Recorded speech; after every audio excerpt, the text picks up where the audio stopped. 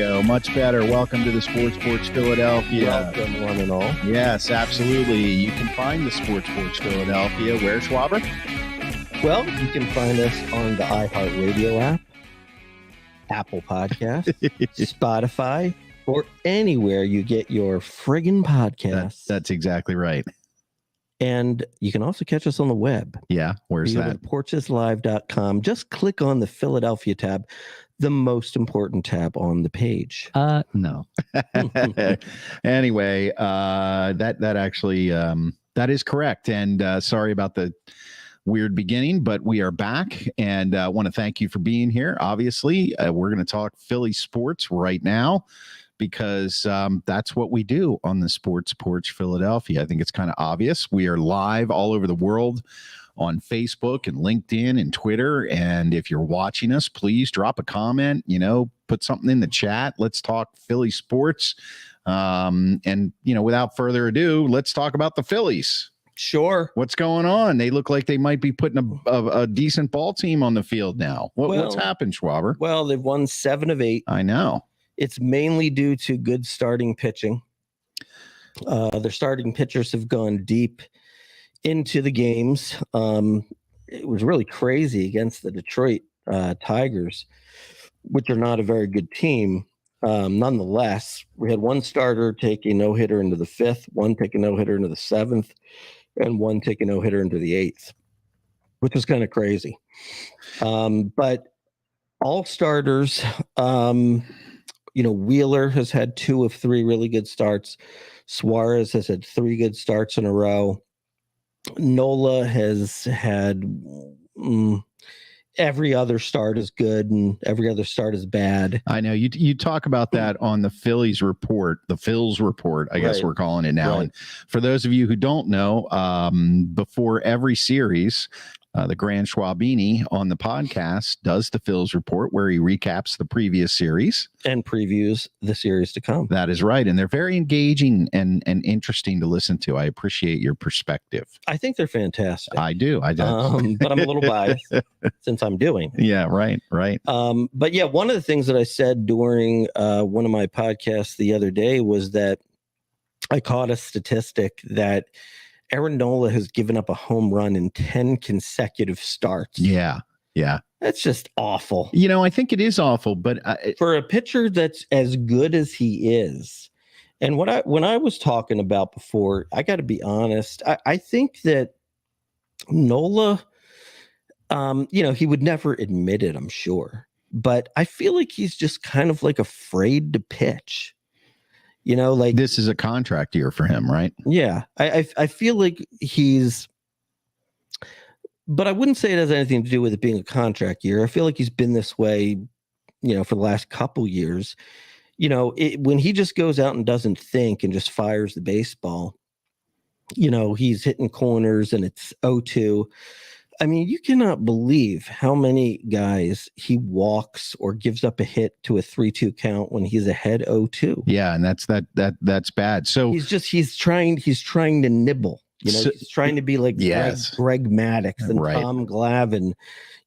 But what? Hey, I mean, just throw a fastball like 96 just up high. They can't catch up to it. You know what I mean? Let's not get too particular here. Yeah, well, his line this year is less than stellar. He's started 14 games.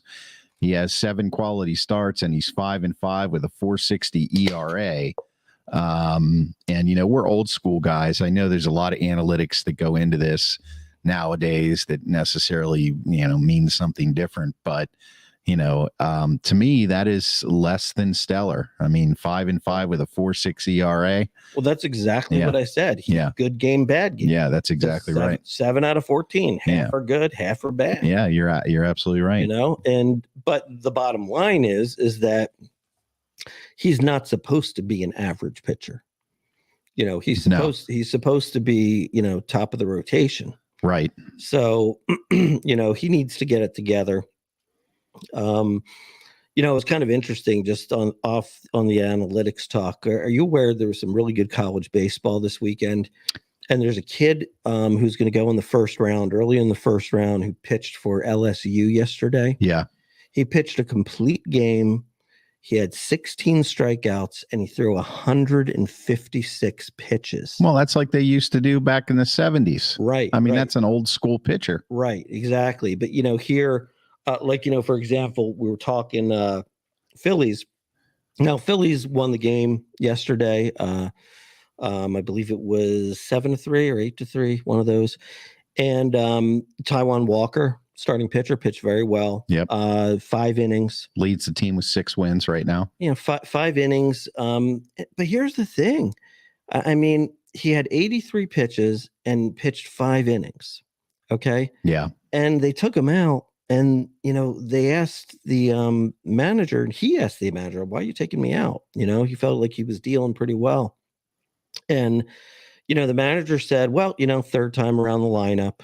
Now that's analytics. Oh, that's completely analytics. Totally analytics. And beyond that, here's what also didn't make sense, and I think he tried to back down from making it all analytics and said, our bullpen needed some work because our starters have been going deep. Well, guess what? They're doing a bullpen game today. Yeah, isn't that some work? So why would you use extra relievers when you didn't need to? Yeah. You can't have a 4th starter who's, I don't know what his deal was, but it's probably something like 4 years, 80 million or something like that. You can't have a 4th starter going 5 innings. You got to expect them to at least pitch 7. Not when he's when he's throwing well. And right. yeah. That right. See, that's where the analytics part of it to me is kind of the bullshit part of the game. I mean, statistics, and you're going to have people that argue statistics till they're blue in the face because it's past performance, and in a lot of cases it can be indicative of future results. Even though on Wall Street they tell you it's not, but at the same time, I think you're absolutely right. I mean, there's that human element that has nothing to do with analytics. Right. How are you doing in the moment? Right. How many times do you see a pitcher get pulled and the next guy in? Right. It coughs up a hit or a walk right away. And here's what I would say to sort of counter that too. I would be willing to bet that every pitcher in the league is worse the third time around the lineup. Maybe. I'd say probably. I mean, maybe with the exception of a handful. Right. Like the best pitchers in the game. Yeah, but what is worse? I mean, how do you measure worse other than statistically there are more hits? I'm just saying, there might also be something just to the fact of, the offensive players get warmed up.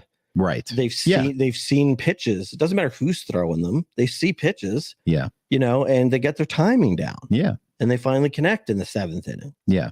You know what I mean? Yeah, but so what? I mean, if you're in the moment and you're pitching a great game. Right. Yeah, the analytics side of baseball is just tailor-made for analytics. If you think about it, all the stats. I mean, they do it in football too, but baseball is tailor-made for it, and I am not a fan of it at all. But one thing that's good news is I saw some statistics today.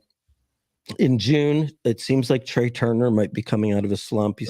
Are we moving on to the hitters now? Are we done with pitching? Is that all you have to say? I'm just moving on to Trey Turner. Okay. I don't want to talk about Taijuan Walker anymore. Okay. All right. Yeah. Lay it on me. Trey Turner. Trey Turner in the month of June is hitting .317. Yeah. With 2 home runs and some stolen bases. It's about time. RBI. So he's starting to connect. And of course, the calendar turns to June, and Schwarber is back hitting bombs. Yeah. Still batting 171 though. Yeah. He's on fire with 17 home runs. Yeah. Well, no, I know, but we've had this discussion many times. You can't. And I talk about this when I talk about the Pirates on the other side of the state with their catcher in Austin Hedges. But Schwarber is a much bigger offensive player, and you can't have this guy batting 171. I mean, that's almost 9 out of 10 times he's an out. So the other one time he's going to hit a home run. I mean, that's not going to make a difference in the year. He has been walking a lot recently too. Yeah. Here's the one thing I'll say. The one thing I'll say is, and to be honest, this is actually something that goes against analytics. Like analytics would tell you that your leadoff hitter should be a contact hitter, should be a guy that gets on base, should be a guy that steals bases, should be a guy that sets up, the big bats to drive him in. Right. However, the Phillies have had the most success with Schwarber in the leadoff role. Okay. And I'll tell you why I think it actually works. How often are they batting him leadoff? Well, they haven't been for much of the season, Okay, but they just started in June, and then he's taken off again. Okay. So why do you like it? The reason why I like it is because I think a very kind of undersold part of the game is playing with a lead. Oh, okay. I agree with you. Playing with a lead is really important. And to be honest, I mean, Schwarber hits his fair share of first inning leadoff home runs. And if he doesn't, he often hits him on the second at bat. Now, the second at bat is usually coming in, possibly inning 3 or inning 4. Whereas if he's hitting fifth, he might not get up a second time until the 5th inning. Right. So I actually think it works for some crazy reason. I mean, it worked on his previous teams. And the other thing too, I think, is when he's batting leadoff, he's more concerned with getting on base. Right. So he walks more in the leadoff spot than he does further down the lineup. Yeah, I mean, I still think that's strange. And that the qualifications that you brought up for a leadoff hitter, as far as analytics go, to me, those are all the normal reasons that you have a leadoff hitter of that magnitude. Not Schwarber, but he's a guy that gets on base. He's a guy that has speed, patience at the plate, and discipline. So no, we already know that Schwarber is not your prototypical leadoff hitter, but I question how long that can actually last. I mean, there's a difference between, it maybe if he starts to see pitches better and his bat starts to heat up, then you move him back in the lineup, because where he's going to be most effective is when that leadoff guy or the number 2 or number 3 hitter, when they get on base, you want him hitting 2-run homers, not, 1-run homers at the beginning of the game. Here's sort of the other way of looking at it as well is, if he's batting 1, all right, then you've got Trey Turner behind him, followed by either Bryce Harper and Nick Castellano. Yeah, well, it's not like they're lacking for hitters at the top of the lineup. So you have to pitch to Schwarber in that spot.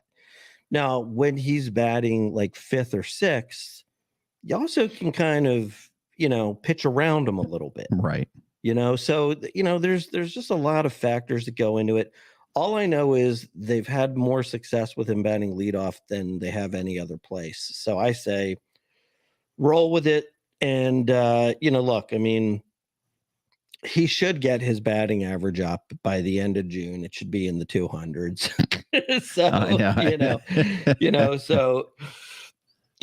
He's not that bad of a hitter. No, he's not. So hopefully it will get there. But at the same time, look, honestly, I'm okay with 185 if he hits 50 home runs. Well, right. Who wouldn't be? Yeah. You know what I mean? But it's going to be hard. That's the thing, is that if he's batting 185, and this is all purely conjecture, but to get to 50 home runs, I mean, you got to put a lot of balls in the air. Oh, sure. You know what I mean? So I just, I look at his average and I say he's just got to do better than that. And baseball's a streaky game. He could go through a 6-game or 7-game slot where he bats, 600 and raises his average 40 points, and next thing he's seeing the ball a lot better. Like Trey Turner he's hit 317 in the month of June, and so he's gone up from like 230 to 250. Yeah. Basically like one good week. Yeah. Well, the key is when you get hot, right, and then you come down off of that high, that instead of going back into a slump, you just kind of maintain, and that's how you win. And I guess the good news is that the Phillies they're one game under 500, and we're 17, 18, 19 games from the All-Star break, and they're 2 out of the wild card, and one and a half. 1.5 now. Okay, so this is kind of what we talked about a month ago when it seemed like they were really struggling. Was, look, coming up on the All-Star break, you want to be within striking distance. You either want to be in a wild card spot or a game out or so, and they're kind of following that game plan. And if Schwarber can turn that bat on a little more, because Harper's back, he's hitting well, Trey Turner's getting hot, Castellanos has been having the best year of everybody so far. Yeah, believe it or not. I mean, it doesn't really stand out because Castellanos only has 8 home runs, but I think he's either first or second in the league in doubles. Yeah. He actually, there's only 2 players in the whole league that have more extra base hits than him. And it's like Ronald Acuna and somebody else who's great. Yeah. Yeah. So he's having an all-star year. Yeah. So that's the thing, is that if the arms can warm up, if Nola can find his groove, and it's really just a couple keys, and we want to talk about the upcoming schedule. But if Nola can find a little bit more of a groove, and if Schwarber can hit the ball, I think you're turning this from losing a series, winning a series, losing a series, into maybe stringing that 5 or 6 game win streak together that get you over the hump. And there is something psychological about being over 500. I agree, and the one thing that. The one reason why, I'm not sitting here saying like the Phillies are back is because I feel like one of the things that the Phillies, and I don't think it's necessarily just the manager. I feel like they all probably collaborate, the manager, the general manager, and right. I feel like sometimes they don't read the situation right. No. So for example, right. Tonight, they're playing on the road at a good team, Arizona Diamondbacks. They're 40-25. Surprisingly good. Right. Yeah. Right. And they're going with a freaking bullpen game. Yeah. I don't know. I don't get the bullpen game. Now, here's the thing. Wouldn't have this made maybe more sense? Yesterday, right, the Dodgers went bullpen game. So why don't we go bullpen game versus bullpen game? Yeah. And trot out 4 starters against the Arizona Diamondbacks. You know what I mean? Because what I fear happens is you do this stupid bullpen game tonight. Then all of a sudden, you're 2 games under 500. Maybe they win the next game. Now you're 3 games under 500. I hear you. Now you got to battle the whole week to get to 500. Yeah, I hear you. When did this idea, and call me naive or whatever, but when did this idea of a bullpen game start to take hold? Because I honestly think that's a bunch of crap. Seriously. Well, it just came together probably, I don't know, in the last 10 years, maybe something like that. I mean, I honestly, I see no reason for a bullpen game. Well, I think if you talk to old managers, if you talk to like Dallas Green, right. And there's a blast from the past, right. Or Earl Weaver or Jim Leland. I mean, these classic managers. I think the idea of a bullpen game to them was like, that's practice. Right. That's not baseball. Right. Well, I think in fairness, I think this is what the idea is. The idea is if you don't have a 5th starter, instead of trotting somebody out, for example, like the Phillies started the year with Bailey Falter as their 5th starter. Right. And he went 0-7 with like a 5.8 ERA. So I guess the idea is if you've got a choice between that and, asking 3 guys to go out and pitch 2 innings who have good ERAs, then, that's a better solution. But I don't like it because I feel like, you use these guys up, well, yeah. So probably the guy that'll actually get the start tonight is this Matt Strom, who's a good reliever. And, the problem then becomes if he pitches 3-4 innings tonight, then he can't pitch for like 2 days. I know. You know what I mean? So look, it's none of it makes yeah. any sense to me. It doesn't. I think, if you have a 4-man, back in the old days, you had a 4-man or a 5-man Right, rotation, right. and it was however your manager played the game. That's what they did. And even if you didn't have a real fifth starter, if your manager was of the opinion that a 5-man rotation is how you do it, he would coach up a fifth starter, and that would be Right. your fifth starter. Right. And then you get these guys into a groove and a routine. They know that every certain amount of days they're going to be starting, whether it's every 5 days or every 6 days. So like, to me, that just made all the sense in the world. Now, when you're throwing bullpen games in there, much to your point, first of all, you're using up, what part of the bullpen are you using up that may or may not be able to go tomorrow night if you're in a situation? Right. And second, I can't stand the way they manage these players now and like load management, especially when we've had this discussion many, many times, and we're going to have it many, many more times, especially when, the sports medicine and conditioning and the knowledge of the athlete and their body and how it works now is greater than it ever has been.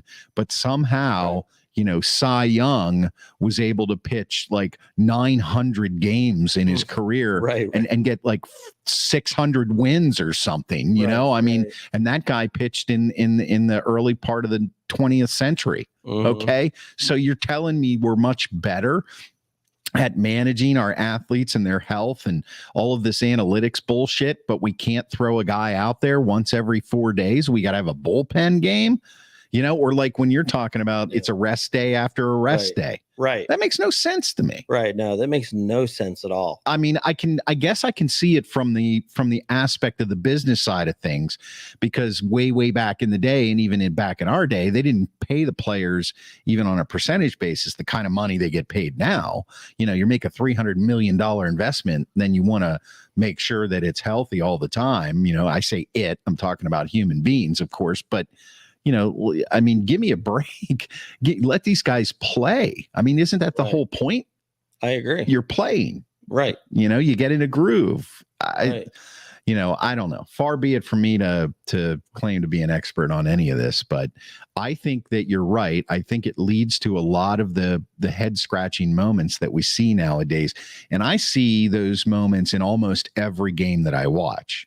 And I really think that analytics has overtaken fundamentals.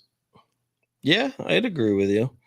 I mean, it's crazy. I mean, just, here's the thing. I mean, I think the biggest point I would want to make is, analytics are just that. They're analytics, which basically means they're also often wrong. Right. You know what I mean? Right. Like seriously, like, are you going to make a decision because 60% of the time it's going to have a good result versus 40% of the time? Yeah. What the heck does that mean? It's a coin flip. Yeah. That's exactly right. Yeah. Yeah. It defies the fundamentals. And one of the things that I've seen in Major League Baseball in the last few years is, the fundamentals of the actual game and game situations, bunting situations, hit and run situations, and things like that. They've kind of fallen by the wayside. And then you see the pitch clock come in. And as a viewer, I love the pitch clock, because I know that I'm now not making a potentially close to 4-hour commitment to watch this game. But I think one of the things that the pitch clock has done, especially this year, is it's taken fundamentals out of the game, because you don't have time to set up a strategy. Right. It's kind of like if you're going to run, you got to make that decision now. Who's calling a hit and run right now? There's no need to. Okay. There's no need to do a hit and run. I mean, they happen, but it's kind of taken some of that away. Yeah. I see players with 2 outs and 2 strikes trying to lay down bunts. Yeah. Who's teaching them how to play baseball? Right. And the other thing too, I mean, I'm kind of still, I'm probably more pro pitch clock than I am against it. Yeah, me too. But the pitch clock does have its moments. Like sometimes, like, I mean, I was watching Aaron Nola the other night, and like, he got an inning ending strikeout on a pitch clock violation. He didn't strike him out. Right. I mean, that's like it's kind of ridiculous. That is ridiculous. You know what actually. I mean? Yeah. And I saw another thing in the same game, which I thought was just insane, which was they called a pitch clock violation on Nola and awarded the batter a ball. Yeah. Because Nola asked for a different baseball the second time during the at bat. And Topper went out there and got heated and got thrown out. He's like, show me in the rule book where it says you can't ask for another ball more than once in an at bat. Yeah, well, maybe the umpire thought he was doing that as a. He did, right. He did. That's what he thought. Yeah, but it's just kind of like, come on, man. Like this is getting a little ridiculous here. You know. Yeah. I mean, and here's the thing. Like nobody really cares now, but. God forbid it happens in a playoff game. Oh, it will. It will. It probably will. Oh, yeah. Right. Yeah. And then of course everybody's going to get mad at the umps. They're going to say the umps are making it about themselves and not the game, but they're probably being told to do that. It could be. Yeah. And that's another thing that I want to ask you about, and then we'll talk about expectations here for the Phillies coming up. How do you feel about the push for the automatic strike zone? No, actually, I would like that more than the pitch clock. Really? Yeah, really. Because that's interesting. Yeah, because now look, I mean, I'm assuming when they put that box up on TV, right? I'm assuming that that's accurate. Okay. Yeah. Who knows? It should be. You're right. But it seems like it is, you know? Yeah. And I'll tell you what, it's frustrating when I see a guy get called out for, when it's a ball and it's like, 2 inches outside. It's clearly outside. You know what I mean? Right. That annoys the crap out of me. Now, I hate that. And because the other part of it too is I think sometimes calls are given based on reputation, Yeah. and I think that takes that out of it. Like for example, if Bryce Harper is up and he takes, on a 3-2 count and it's a smidge outside, it's going to be a ball. Right. If it's Garrett Stubbs, he's getting rung up. Yeah. Right. You know what I mean? Well, yeah. And I would like it to actually be accurate.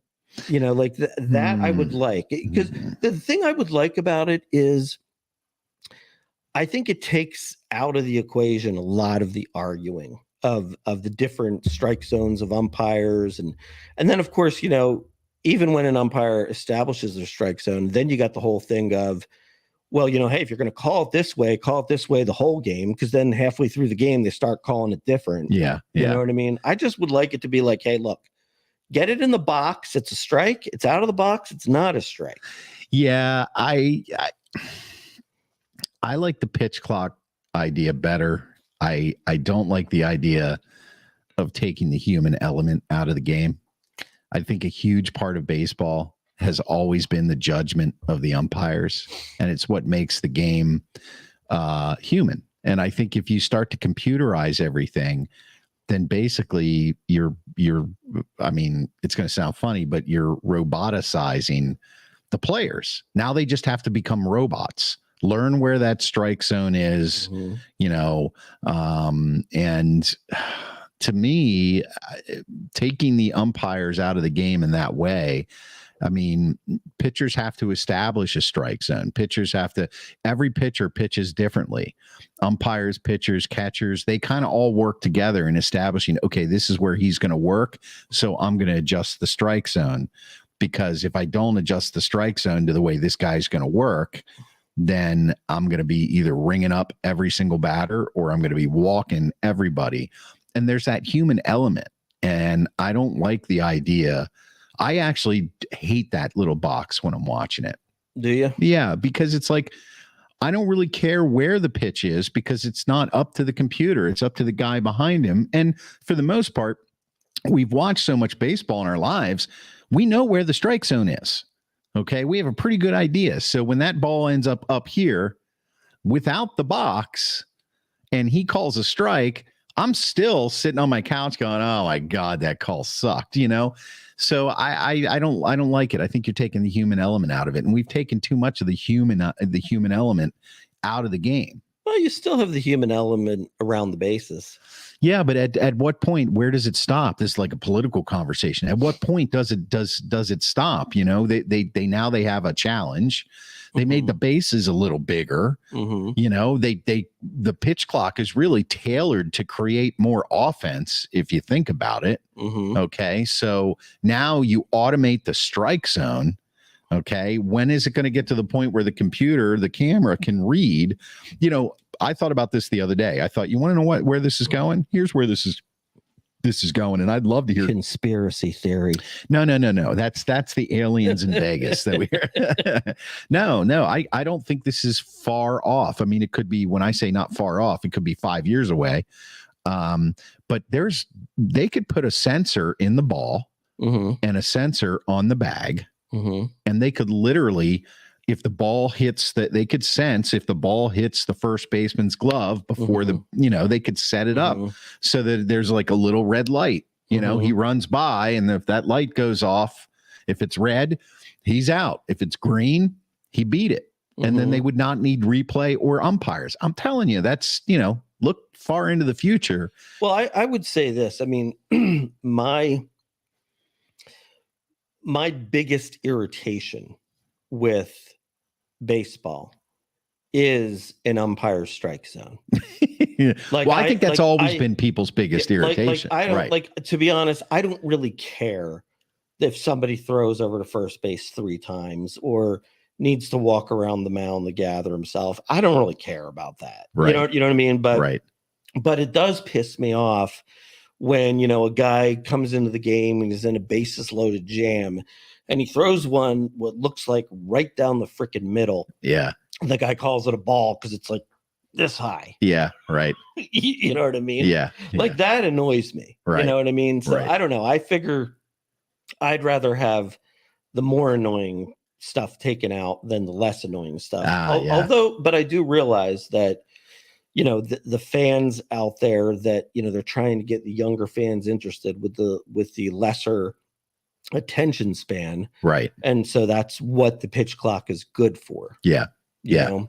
Yeah. It's definitely, I enjoy the pitch clock from the pace of the game. Yeah, I definitely. But I can tell though, like, it's pretty clear. Like, on one hand, you can say you have to adjust to it, but I can tell absolutely. There's no doubt that Aaron Nola, it's not good for.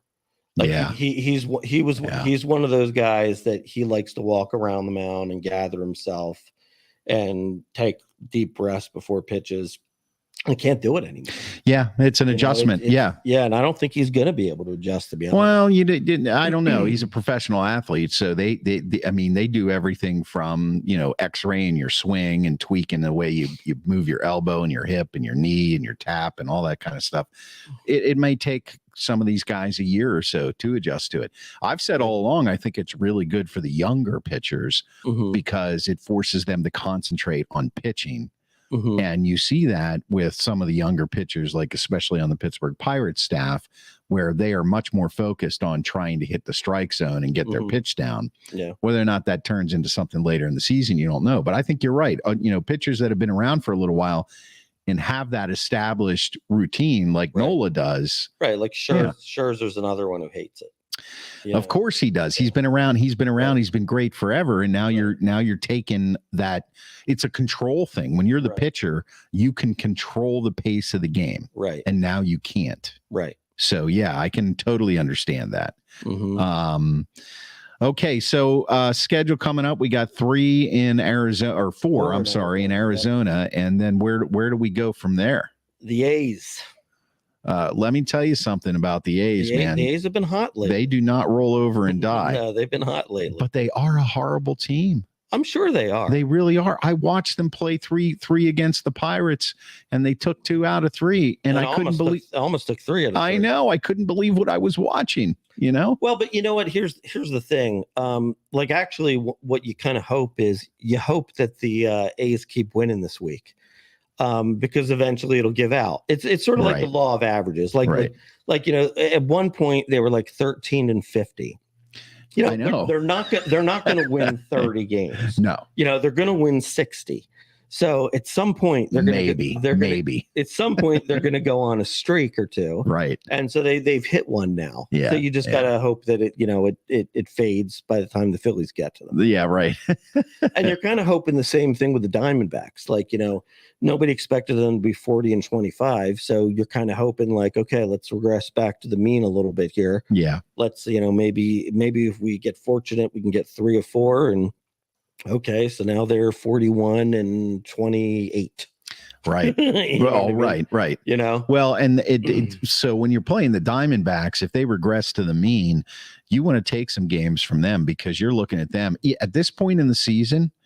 It's not that a team can't have an epic fail, but at this point in the season, you're kind of starting to line up who the contenders for the wild card are going to be. Right. And a team like Arizona, who's in first place and playing very, very well, if they regress to their mean, they're going to end up in second because of the Dodgers. Right. And contending for a wild card spot. So these games are now starting to get very important, which, so you come up against the A's. Is it 3 out in Oakland? Right. Yep. So you come up against the A's, you're going to play. This is the same thing that I saw happen to the Pirates when they swept the Cardinals. So let's say you go into Arizona and this is a team you want to beat because it has already possibly wild card implications, believe it or not, and let's say you take 3 of 4.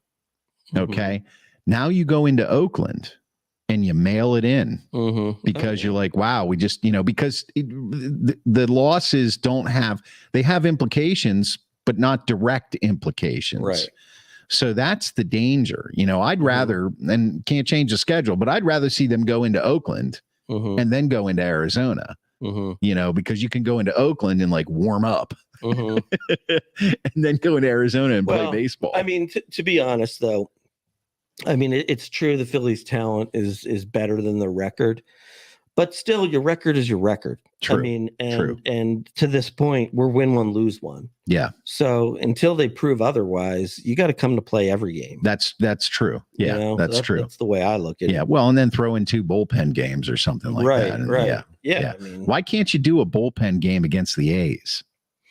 I mean, seriously. Right.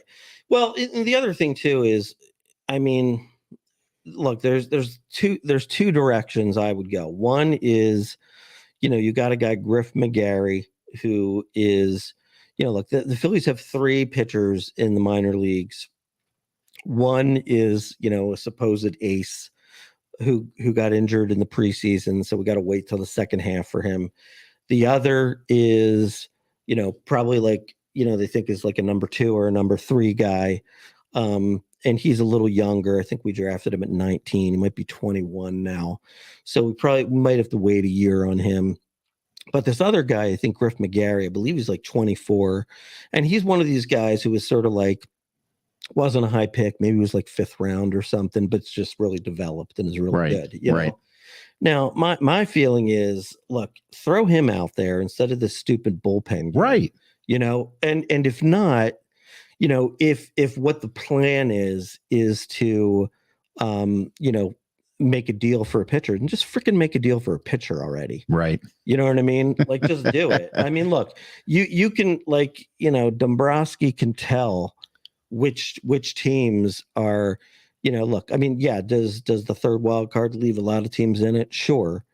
But, you can probably tell, like, I'm sure there's somebody halfway decent on the A's, that you could give, a somewhat decent prospect to. They all look pretty decent against the Pirates, to be honest with you. Right.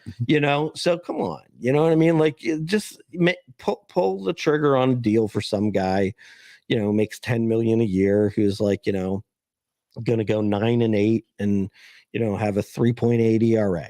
Right. You know what I mean? Well, somebody who can give you innings. An innings eater. You're right. Yeah. Just pull the trigger on something like that. Yeah. Well, it's interesting now, and going back to this bullpen game, how players come up now and some of these pitchers, they're groomed to be relievers for their whole career. Whereas 30 years ago, 20 years ago, even, pitchers would come up and they would start if they weren't tagged as a starter, they would start in the bullpen trying to work their way into the rotation. And now you got these guys, they're career relievers. So, well, actually, you want to know the crap of why this guy Griff McGarry is not in the majors right now? Give me the crap. It's probably analytics. Yeah. You know why? Because he was injured. Yeah. He was injured in the first month. Right. Okay. And he's probably still on a pitch count. Right. Right. You know? Yes. Yeah. So it's like, oh, well, if he's only pitching 3 innings, well, that's the same as a bullpen game. Yeah, it really is. You know what I mean? So yeah. But it's like, just let's stop babying these guys. Yeah. It's ridiculous. I think it is. I agree with you. But unfortunately, throw until your arm falls off. Right. Seriously. I mean, earn that $300 million. Right. Yeah. I mean, I'll respect you if your arm falls off. Right. Exactly. Well, look, and Jim Palmer's arm never fell off, and Cy Young's arm never fell off, and Nolan Ryan's arm sure as hell never fell off. And that guy pitched, I don't know, I could look up the stats, but what seemed like 150 complete games every friggin' year. Yeah, Steve Carlton. I know. Pitched it. Tug McGraw. Yeah, I mean, like 1 year, I think Steve Carlton won 27 games 1 year. I know, it's insane. They don't do that anymore. No, it's like that's almost like impossible. Yeah, there's 1 or 2 guys can win 20. Maybe. Yeah, I know. What happened to the 20 game winner? Yeah, what happened to the 20 game winner? So, we got a comment here. Maldita is watching from the Philippines.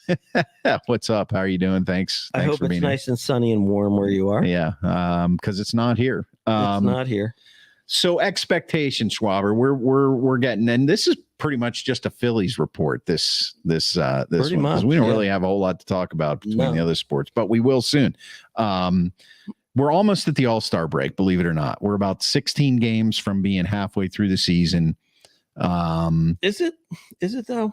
Well, yeah. 32 and 33. That's 65. So 82 is halfway, right? 81's halfway. Yeah, that's 16 games. Okay. Yeah. Okay. We're pretty close. I didn't even need a calculator for that. How about that? Yeah. You are a wizard. I am. Yeah. I mean, I feel like I'd like them, if I had a goal, the goal would be to be 5 or 6 games over 500 at the All-Star break. So 10 and 6. Yeah, but I know it's not right at the 81st game; it's a little later. But but I mean, I would settle for being like 1 or 2 games over. But the bottom line is, with the third wild card, one thing I can tell you is they'll be in it to the end. Like last year, the Phils they had a really strong June, July, August. I think at one point they actually were like 8 or 10 games up on the in the third wild card, and then they had a miserable September where they won they might have gone 6 and 15 in September or something like that, and then they ended up making the playoffs by 1 game. You know what I mean? Yeah. But the bottom line is they made it all the way to the series. Yeah, I mean, it's there's so much parity in the league. I mean, what you kind of hope is that by by having as many good players as they have, that you're gonna not have some significant downturns, because at least 2 or 3 of the stars are going to be hot at one time, that type of thing. Right. So I think that they'll get there. But it's also probably not going to be a piece of cake. It won't. They're definitely. Well, yeah, it's definitely not. They're not going to make the playoffs until, I still say, the last week of the season, if it happens. And I think it's hard to do this, but you have to put this into perspective. Last year, they were not slated to really win anything. Right. And they were looking pretty bad. They made a big change at manager, and he, put the pieces together and brought that team around. They squeaked into the playoffs, and then they made it to the World Series. That is what sets those expectations so high. Right. It's now they did add a guy in Trey Turner, who's an excellent player, one of the best players in baseball. So they did add, but you're not coming back with a team that is. They also lost 30 home runs and 80 RBIs. Right. Hopkins. Okay. So yeah, so, so you replace that. So it's about the same. Yes. Yeah. So I think the expectations, going into the season may have been a little high, well, I don't know. Yeah. I mean, they are and they aren't, what I mean? Right. It's I don't think that anybody expected even in the beginning for the Phillies to win the division. I think everybody expected the Braves to win the division. I agree with you there. Because they're a better team on paper. Yeah. We got hot last year and we beat them in the playoffs 4 games to 1. Right. We got hot. Yeah. So I think that the idea is just get in the playoffs and anything can happen. Yeah. That's the idea. Yeah. And what the hell does analytics have to do with that? Nothing. Right. That's the point. Right. Play friggin' baseball. Right. That's when I'm watching, and here we go. I could talk about that all day long. I just talk about how much I hate analytics. I hate it in the NFL too. It drives me nuts. Yeah. I mean, I think everybody hates it. Yeah. So why do they do it? Because it's stupid. Where's the proof that analytics works? Well, here's the thing. Does Andy Reid coach based on analytics? No. Probably not. No. Here's the thing. Some. Yeah. Here's the thing. Look, analytics really is nothing more than what we've always had. Right. Which is just information. And it's good to have good information. Right. Right. If, for example, look, back in the 70s, if you knew that a certain hitter was 6 for 9 lifetime against a pitcher, you'd play him that day. Right. Right. That makes sense. Right. Right. Or, if you got a really tough right-handed reliever in and it's the 9th inning, you might want to pinch hit a good left-handed hitter against them. Right. That's just normal common sense baseball. That's like old school analytics, but that was based on what side of the plate and seeing the ball. But where it gets ridiculous is when people who are like nerds, who went to Harvard and Yale and have never played the game, and they're starting to come up with their own statistics. Like, for example, I don't think it was until 5 years ago that I started hearing the term launch angle. Yeah. And so now they're teaching, hitters to swing in an upward fashion instead of just meeting the ball, because you need a launch angle, or an exit velocity. You know what I mean? And when you start getting into stuff like that, honestly, you just mess guys up. There was a guy who was he's in the Phillies minor league system right now. And honest to God, I absolutely 100% thought he was going to be a star. And the Phillies did too. They did something really unusual. They gave him a $24 million contract before he even played in a bat in the major leagues. Right. And it was a second baseman, Scott Kingery. Okay. I don't even recognize the name. Right. And so basically, what he kind of came up right at the time that this bad, leadership group took over and went analytics crazy. Yeah. And they just started working on him with launch angle and all this kind of stuff. And he was just a straight line drive hitter, right, with a little bit of pop, right, but just a line drive hitter. And he always hit 300, and he was a great second baseman. And so what do? They bring him up and they have him playing all these different positions to try to get him in the lineup. One day he's center field, the next day he's third base, the next day he's shortstop, the next day he's second base. And they're working with him on launch angle. So what happens? So his first year he doesn't do too bad. He hits 279 and 19 home runs and 60 RBIs. But then he just gets so carried away with trying to hit home runs now that all of a sudden he completely forgot how to hit. Yeah. Yeah. And they ruined him.